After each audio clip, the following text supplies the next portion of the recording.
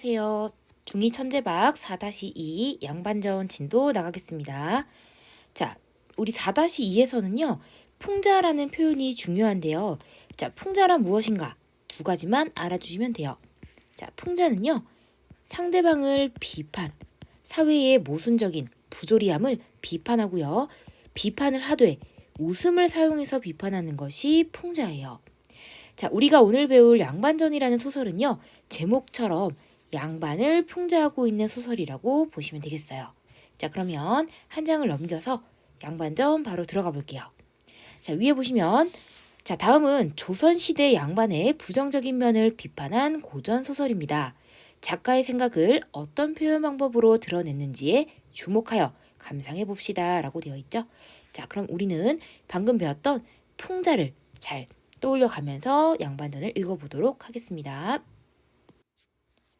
자, 제목은 양반전이고요. 자, 박지원이라는 사람은 조선시대의 실학자예요.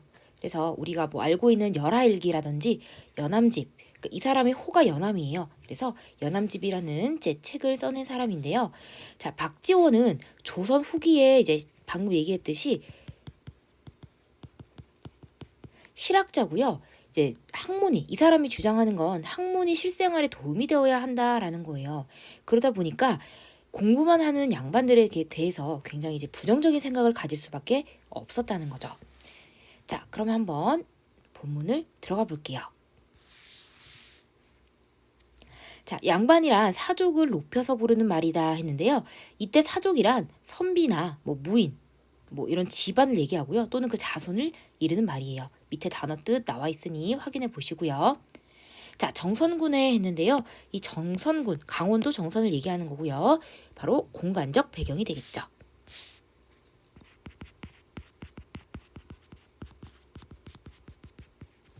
자, 정선군에 어떤 양반이 살았다 했네요. 자, 이 양반이 바로 이 소설의 주인공이자 풍자의 대상이에요.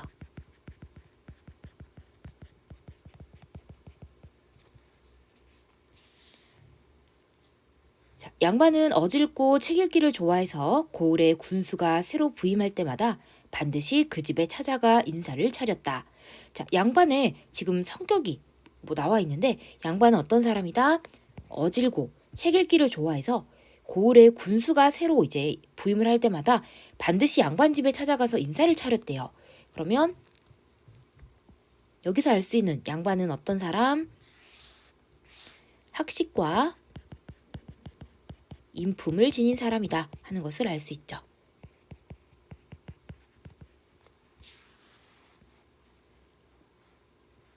자, 하지만 집이 가난해서 해마다 군에서 환자를 빌려다가 먹었는데 했네요. 자, 환자라는 건 뭐 환곡이라고도 부르는데요. 요즘 말로 곡식이에요. 네.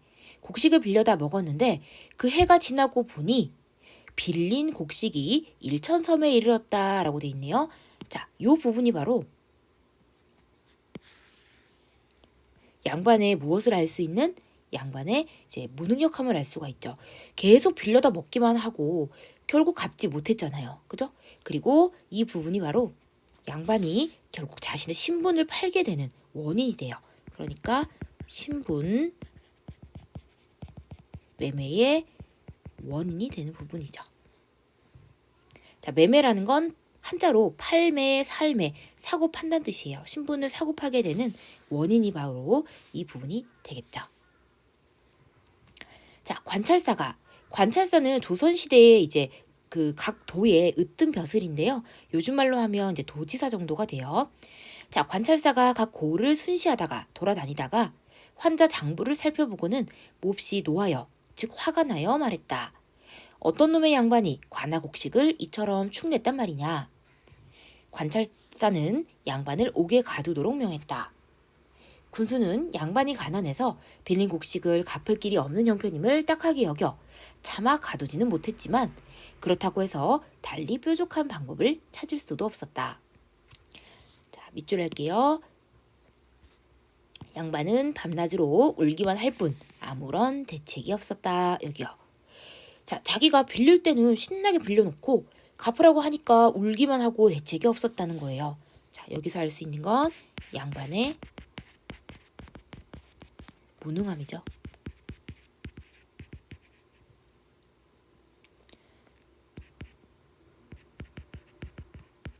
이런 것들이 이제 풍자라고 볼 수 있죠. 울었다라고 표현을 했으니까요. 자, 그리고 이 부분에 어울리는 사자성어를 하나 찾으라라고 한다면 뭐가 될까요? 뭐 아무런 뭐 어떻게 할 방법이 없다, 어떻게 할 도리가 없다, 이런 사자성어는 속수무책이 되겠죠. 됐나요? 자, 그러자 양반의 아내가, 자, 아내 동그라미 해볼게요. 아내가 나무랐다 했는데요. 자, 미리 필기를 하자면 아내는요, 그 작가를 대변하는 인물이에요. 그러니까 곧 아내의 대사가 작가가 하고 싶은 이야기라는 거예요. 자, 아내가 뭐라고 하냐. 자, 평생 당신은 책 읽기를 좋아하더니만 환자 갚는 데는 아무 소용도 없구려. 쯧쯧, 양반은 한 푼어치도 안 되는구려. 자, 이 아내의 대사. 결국 당신은 뭐 한 푼어치도 안 되는 사람이야 라는 거잖아. 그래서 이 대사에서, 아내의 대사에서 알 수 있는 건 양반의 무능, 그리고 책만 읽고 아무것도 노력하지 않아. 그죠? 비생산성에 대한 이제 비판이라고 볼 수 있죠.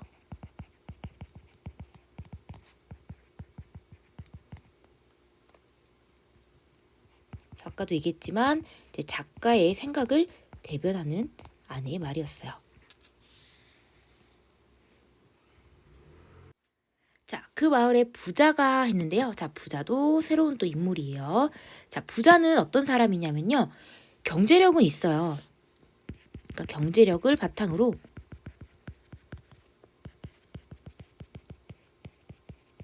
신분 상승을 꾀하고 있어요.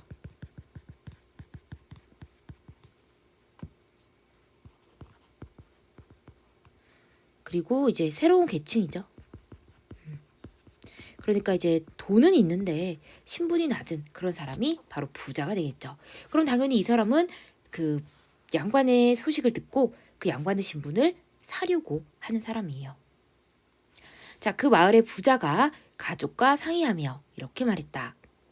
양반은 가난하다 할지라도 늘 존귀하지만 존귀하다라는 건 지위나 신분이 높고 귀하다 이런 뜻이에요. 나는 부자라도 항상 비천해서, 자, 비천하다는 앞에 나온 존귀하다의 반대 뜻이에요. 지위나 신분이 낮고 천하다 이런 뜻. 감히 말도 탈 수 없고 양반을 보며 몸을 움츠리고 숨을 죽인 채 설설 기어가 바닥에 엎드려 절해야 하고 코가 땅에 닿도록 엎어져 무릎으로 기어야 해. 나는 항상 이런 수모를 겪으며 살아왔어. 지금 양반 하나가 가난해서 환자를 갚지 못하다가 큰 곤욕을 치르게 생겼으니 필시라는 건 이제 아마도 틀림없이 이런 뜻. 양반 신분을 유지하지 못할 듯 싶어. 내가 장차 그 양반 신분을 사서 가졌으면 해. 자, 마지막에 그 부자가 양반 신분을 사서 가지고 싶다라고 얘기할 수 있는 이유는 뭐다? 그 당시에 돈으로 신분을 사고 팔았던 당시 사회의 모습을 알 수 있죠.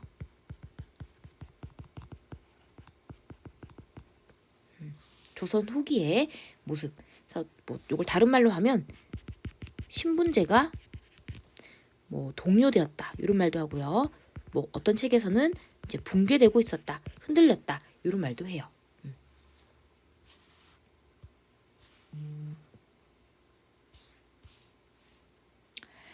자, 마침내 양반집을 찾아가 환자를 대신 갚아주겠다고 하니 양반은 몹시 기뻐하며 승낙했다.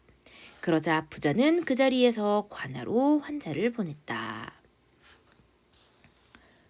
자, 군수는 몹시 놀라기도 하고, 그러니까 이제 양반이 갑자기 환자를 모두 갚은 게 놀랍죠.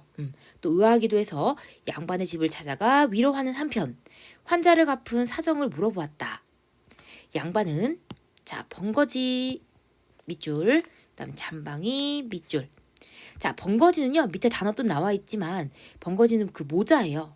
털로 만든 모자고요. 그다음 잠방이도 그 바지예요. 그리고 길에 엎드려서 자신을 소인이라고 칭하고 있었대요. 그래서 감히 고개를 들어서 올려다보지도, 그러니까 군수를 쳐다보지도 못하고 있었다는 거야. 자, 그럼 번거지 잠방이 소인에서 알 수 있는 건 양반이 지금 드디어 뭘 해버렸다? 신분을 팔아버렸다는 거죠. 그죠? 그래서 요거 시험 문제 자주 출제되니까 알아두세요. 양반이 신분을 팔았음을 알 수 있는 소재들, 번거지와 잠방이가 되겠죠. 그죠? 그러니까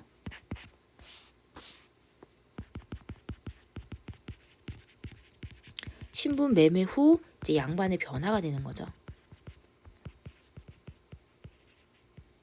평민 신분에 맞게 행동을 하는 거예요.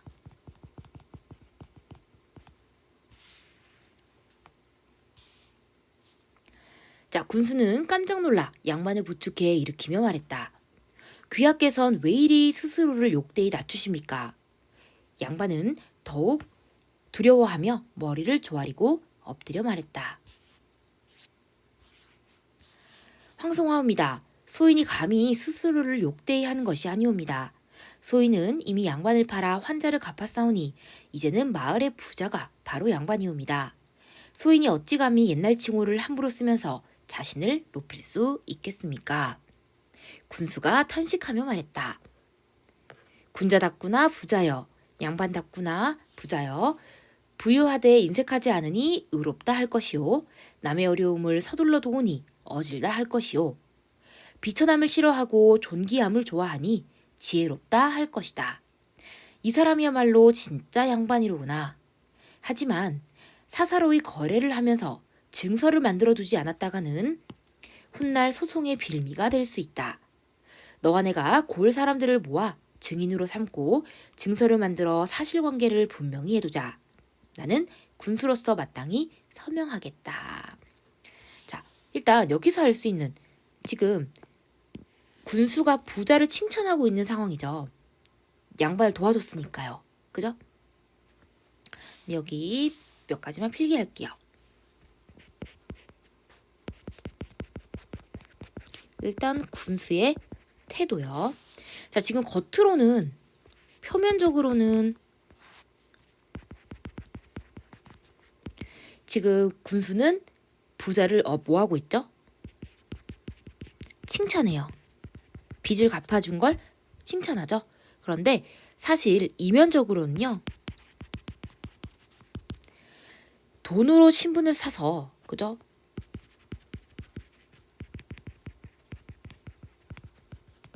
어떤 특권을 누리고자 하는 그런 부자의 속물적인 태도를 비꼬는 거예요.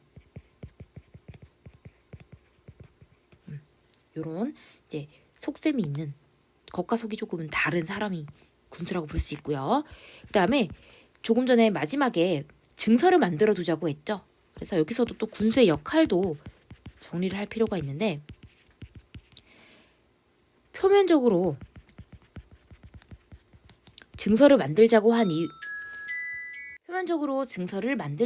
이유는 이제 방금 얘기했듯이 소송의 빌미가 될 수 있으니까 그렇게 만들자고 한 거지만, 사실 진짜 이면적인 숨겨진 이유는 부자로 하여금 그 은근히 신분 사는 것을 방해하려는 그런 이유예요.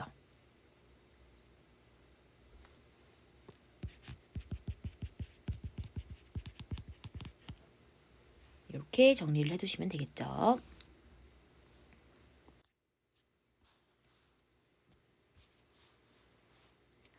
자, 그러고 나서 군수는 관하로 돌아가 고을의 사족이며 농민이며 공인이며 상인을 모두 불러 관아들에 모이게 했다.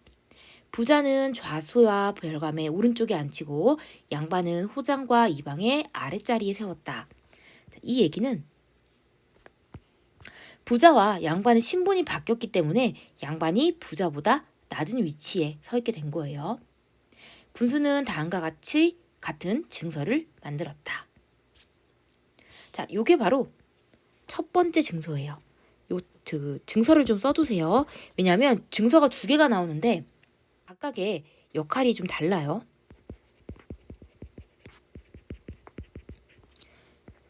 일단 첫 번째 증서부터 읽어볼게요. 자, 건융 10년 9월 5일 이 증서는 양반 신분을 팔아 관아의 곡식을 갚은 일을 기록한 것으로 그 값은 1천섬이다. 양반은 칭호가 많기도 하다. 독서하면 사라 하고 벼슬을 하면 대부라 하며 덕이 있으면 군자라 하고 무시는 서쪽에 늘어서고 문시는 동쪽에 늘어서므로 이를 양반이라 하나니 네가 원하는 칭호를 따를지어다. 자, 양반은 비천한 일은 일절 않고 훌륭한 옛사람과 같이 되기를 바라며 뜻을 고상하게 가져야 한다. 언제나 오경이면, 자, 오경은 밑에 단어 뜻이 나와 있지만 새벽 3시부터 5시 사이예요. 그때 일어나서 유황에 불을 붙여 등잔불을 켜고는 눈은 코끝을 보고 두 발꿈치는 모아서 엉덩이에 개고 앉아 동래박이, 요건 책 이름인데 얼음에 박 밀듯, 그러니까 얼음에 박 밀듯이 외우라는 건 아주 이제 줄줄줄 유창하게 외우라는 얘기죠. 줄줄 외워야 한다. 굶주림을 참고 추위를 견디며 가난하다는 소리는 입 밖에 꺼내지 말아야 한다. 이를 딱딱 마주치고 손가락을 튕겨 뒷머리를 자극하며 입속에 침을 모아 몇 번에 나누어 삼켜야 한다. 손을 씻을 때는 털모자는 옷소매로 닦아 먼지를 탁탁 털어 윤이 나게 해야 한다. 손을 씻을 때는 주먹으로 마찰하지 말고 양치질을 깨끗이 해서 입냄새가 없어야 한다. 소리를 길게 뽑아 노비를 부르고 걸음은 느릿느릿 걸어야 한다. 고문진보 책이고요. 당시품위도 책이에요. 깨알만한 글씨로 베껴 한 줄에 100자씩 써야 한다. 손으로 돈을 만지지 말고 쌀값을 묻지 말아야 한다.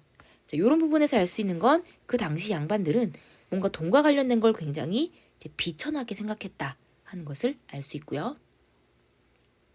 아무리 더워도 버선을 벗지 말고 맨 상태로 식사를 해서는 안 된다. 밥 먹을 때 국을 먼저 떠먹어서는 안 되고 마실 때 후루룩 소리를 내서는 안 된다. 젓가락으로 음식을 집을 때 방아찌듯이 해서는 안 되고 생파를 먹지 말아야 한다. 술을 마실 때 수염을 빨지 말고 담배 피울 때 볼이 움푹 패도록 담배를 빨지 말아야 한다. 노여워도 아내를 때려서는 안 되며 성이 나도 그릇을 발로 차면 안 된다. 아녀자에게도 주먹질을 해서는 안 되고 노비들에게 되져버려라 라고 욕을 해서는 안 되며 그리고 말소예요. 말과 소를 꾸짖을 때도 마소를 판 원래 주인을 욕해서는 안 된다. 병이 나도 무당을 불러서는 안 되고 제사 지낼 때 중을 불러다 제를 지내서는 안 된다. 화롯불에 손을 찧어서는 안 되고 말할 때 이를 드러내며 침을 튀겨서는 안 된다. 소 잡는 일을 하지 말고 노름을 하지 말아야 한다까지. 자, 지금 쭉 읽어보면 다 뭐 해라, 뭐 하지 말아라 이런 내용들이죠. 그래서 첫 번째 증서에서 알 수 있는 건 요 옆에다 쓸까요?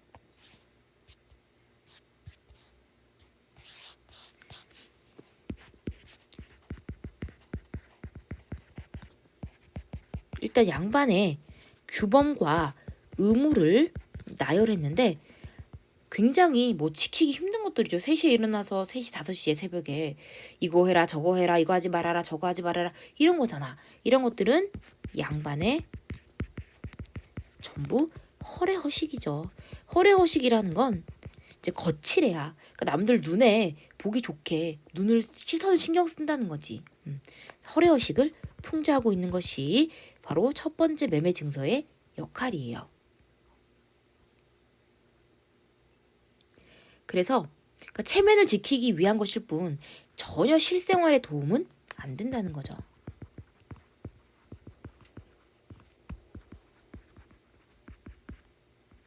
됐나요? 자, 그래서 여기에 관련된 속담 문제가 종종 출제가 되는 경우가 있으니 속담 2개만 적고 넘어갈게요. 첫 번째 속담은 양반은 물에 빠져도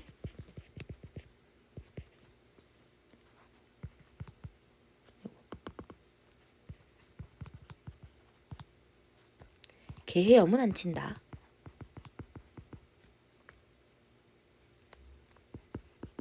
이거랑 그 다음에 또 하나가 양반은 얼어 죽어도 지푸라기로 만드는 이제 불이죠. 지푸름 안 쬐는다 이거요. 그러니까 차라리 물에 빠져 죽으면 죽었지. 얼어 죽으면 죽었지. 이렇게 뭐 모양 빠지는 일은 안 한다. 그런 게 이런 속담들의 뜻이에요. 그래서 이상의 온갖 행실 가운데 양반 신분에 어긋나는 짓을 했을 경우 이 증서를 가지고 관아에 나와서 바로 잡도록 한다. 이 얘기는 이 나열한 규범을 부자가 어겼을 경우에 부자에게서 양반 신분을 빼앗을 수 있다. 그런 의미가 이 두 줄의 의미가 되겠죠. 그래서 이에 통인이 여기저기 도장을 찍는데 그 소리는 북이 둥둥 울리는 듯하고 그 모양은 북두성이 세로로 놓이고 삼성이 가로로 놓인 듯했다. 그러니까 그만큼 도장이 많이 찍혀 있었다. 그런 얘기예요. 도장을 별자리에 빗대서 표현한 거예요.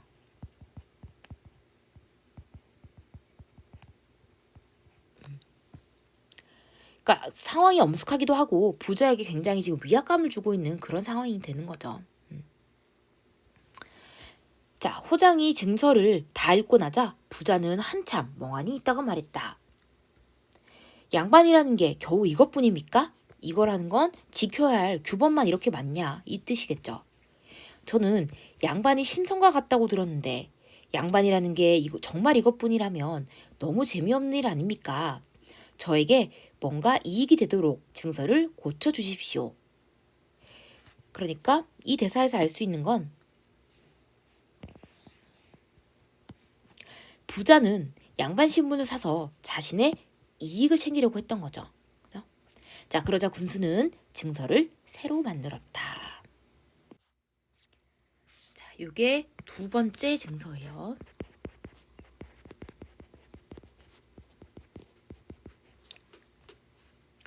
자, 하늘이 백성을 내 산웅공상. 자, 산웅공상은요.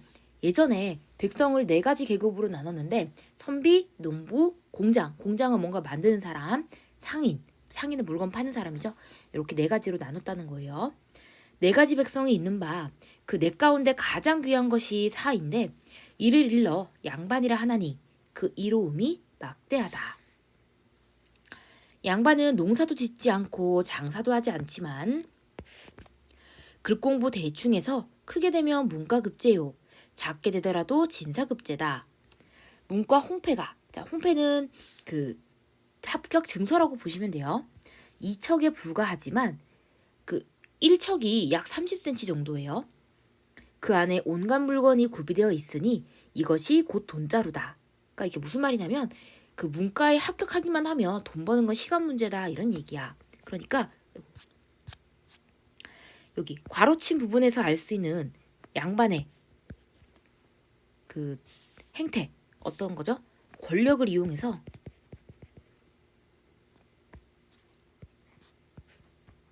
부당한 이득을 취하는 모습이죠. 그죠? 양반이 되기만 하면 막 돈만 벌 수 있, 돈을 막 쓸어 모은다는 거야. 그러니까 굉장히 부당한 이득을 취하는 모습이고요. 또, 자, 30살에 진사되어 처음 벼슬길에 나설지라도 이름난 음관이 될 수 있다라고 돼 있는데 음관은 과거 시험을 안 봐도 조상 덕분에 이제 벼슬을 할 수 있다는 얘기야. 요즘으로 말로 하면 낙하산 같은 거지. 그러니까 권력이 세습이 된다는 얘기예요. 빽이 있다는 얘기야. 지위가 높아질 수 있고요.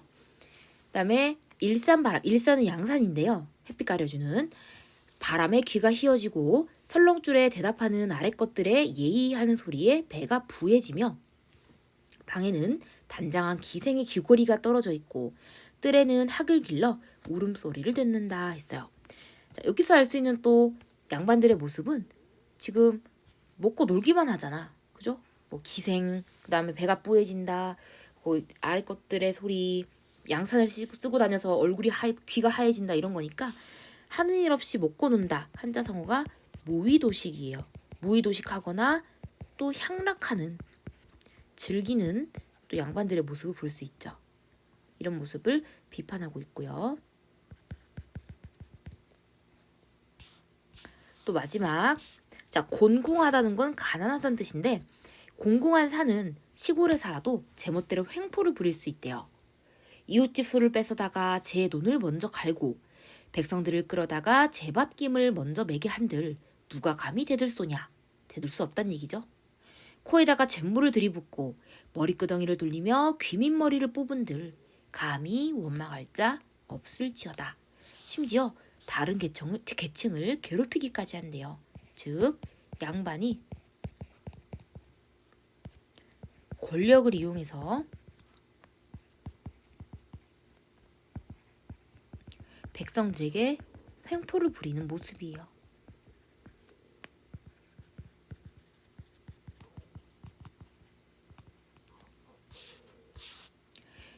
전체적으로 지금 두 번째 증서에서는 이런 모습들이 나와 있는 거죠. 권력을 이용해서 부당한 이득을 취하거나 권력이 세습되거나 하는 일 없이 먹고 놀거나 혹은 백성들을 괴롭히거나 이런 모습이요. 자, 그랬더니 증서를 작성하는 중간에 부자가 혀를 내두르며 말했다. 그만두세요, 그만둬. 맥락하기도 합니다. 맥락하다는 건 생각하는 거랑 달리 허망하다 이런 거야. 허무하다. 그래서 장차 나를 도둑놈으로 만들 셈입니까? 여기요. 이 도둑놈이란 단어 잘 알아두세요. 지금 양반을 뭐에 비유했어요? 도둑놈에 비유한 거지. 그러니까 양반에 대한 비판이 풍자가 혹은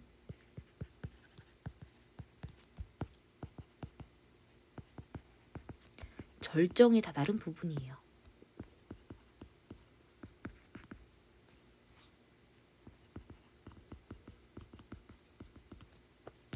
그리고 지금 작가가 양반을 도둑놈이라고 하고 있으니까 작가의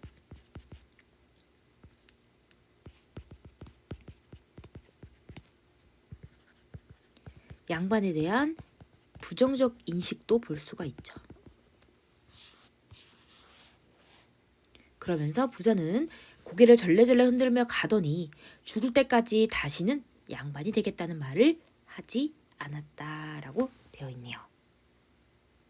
여기까지가 양반전이었어요. 자, 뒤에 한 장 넘겨서 학습활동 보시면요. 자, 이 소설의 중심 사건은 양반 신부 매매다라고 되어 있죠.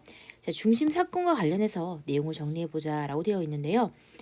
자, 먼저 양반은 환자를 갚기 위해서 양반 신분을 팔았고요. 부자는 양반의 빚을 대신 갚아주고 양반 신분을 사지만 매매 증서의 내용을 듣고 나서 양반 되기를 포기하는 인물이에요. 그다음에 군수는 양반 신분 매매 증서를 작성하는데 첫 번째 매매 증서의 내용은 양반이 할 일과 해서는 안 되는 일이 나와 있고요. 두 번째는 양반이 누릴 수 있는 권리, 특권에 관한 내용이었죠. 자, 대상을 조롱하거나 우습게 그려 대상을 간접적으로 비판하는 표현 방법을 풍자라고 하는데요. 이 소설에 쓰인 풍자와 효과를 알아보자 했네요. 자, 가부터 나에 나타나 있는 양반의 모습은 어떠한지 써보자. 자, 양반은 한 푼어치도 안 되는구려. 양반은 밤낮으로 울기만 할 뿐 아무런 대책이 없었다라는 부분에서는 양반은 현실 문제를 해결하지 못하는 아주 무능한 사람이었죠. 그리고 언제나 오경이면 일어나 유황에 불을 붙여 켜고는 소 잡지 말라 하지 말라 하는 이제 양반의 규범과 의무가 나와 있는 부분에서는 지나치게 체면을 중시하고 허례허식에 얽매여 있는 양반들의 모습을 알 수 있었죠. 그리고 두 번째 매매 증서였죠. 여기서는 특권을 누리는 그리고 횡포를 부리는 양반들의 모습 알 수 있었고요.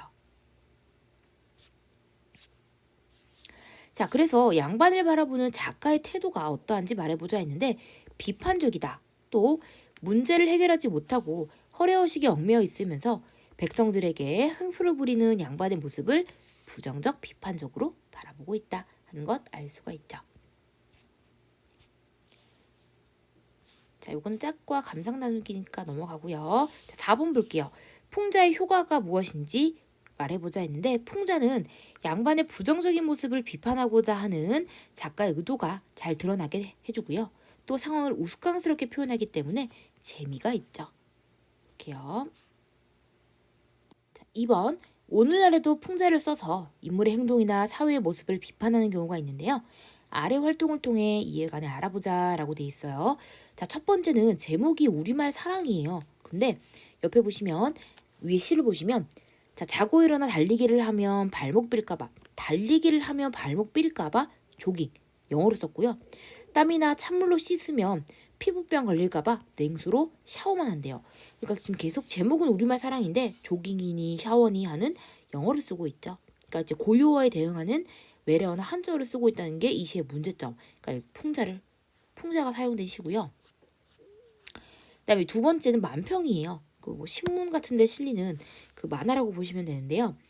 그 불꽃 축제가 끝난 뒤에 시민들이 쓰레기를 그냥 그대로 두고 가는 그런 모습을 풍자하고 있는 만화라고 보시면 돼요. 그러니까 시민의식이 막 불꽃처럼 터진다 이렇게 되어 있죠. 그래서 뒤에 정리를 해보면 가의 시는 습관적으로 외래어나 한자를 쓰는 모습을 풍자하고 있고 비판하고 있고요. 발목 빌까봐 피부병 걸릴까봐 같이 비꼬는 거예요. 그리고 두 번째는 불꽃 축제가 끝난 뒤에 쓰레기를 남기고 간 사람들의 모습을 풍자하고 있고요. 시민의식이 폭발했다라고 비꼬죠. 그리고 잔해를 쓰레기로 표현하고 있는 그 만평이었어요. 자, 밑에는 풍자신문 만들기니까 넘어가도록 할게요. 그래서 이렇게 4-2의 진도는 여기서 마무리를 하도록 할게요. 자, 책 옆에 있는 문제들 다 푸셔서 선생님께 사진 찍어서 보내주시면 되고요. 네, 이번 주 고생 많으셨어요. 다음 주에 또 만나요. 안녕.